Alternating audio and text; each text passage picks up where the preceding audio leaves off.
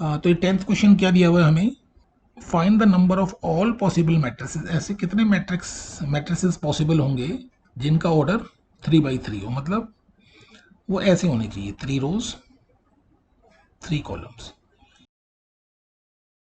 तो इस टाइप का वो मैट्रिक्स है 3 by 3 का।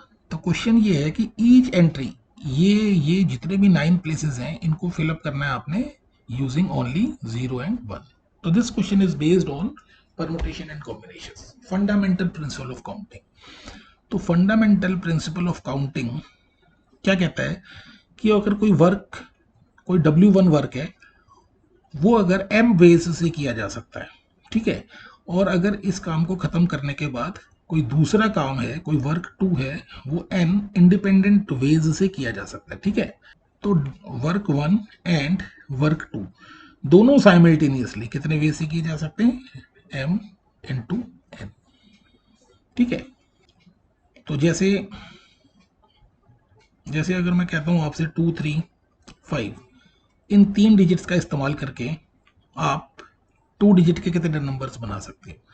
तो ये हो गया वंस और ये हो गया टेंस, ये वंस डिजिट है और ये टेंस डिजिट है। तो रिपीटिशन जो है इसमें अलाउड है, मतलब ऐसे नंबर्स भी पॉसिबल हैं, ठीक है।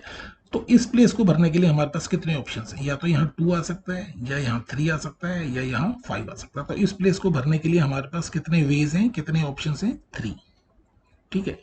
अब अगर ये वर्क खत्म हो गया, देखो कोई वर्क W1 M वे से किया जा सकता है, तो ये एक पहला काम है कि हमने टेंस डिजिट को भरना है। तो टेंस डिजिट को भरने के लिए हमारे पास कितने ऑप्शंस हो गए, 3। इन 3 में से कोई सा भी एक नंबर आ सकता है इसमें, ठीक है, 2 3 5 में से।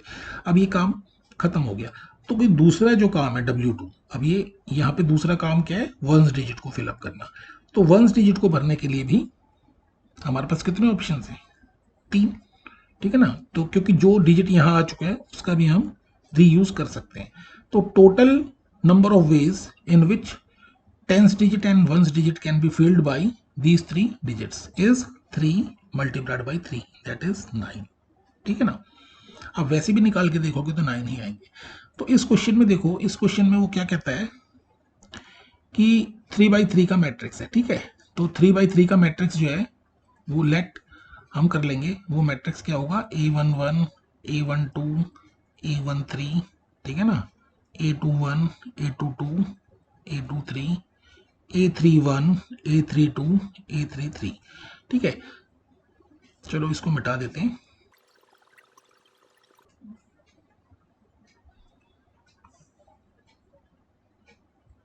हाँ तो देखो A11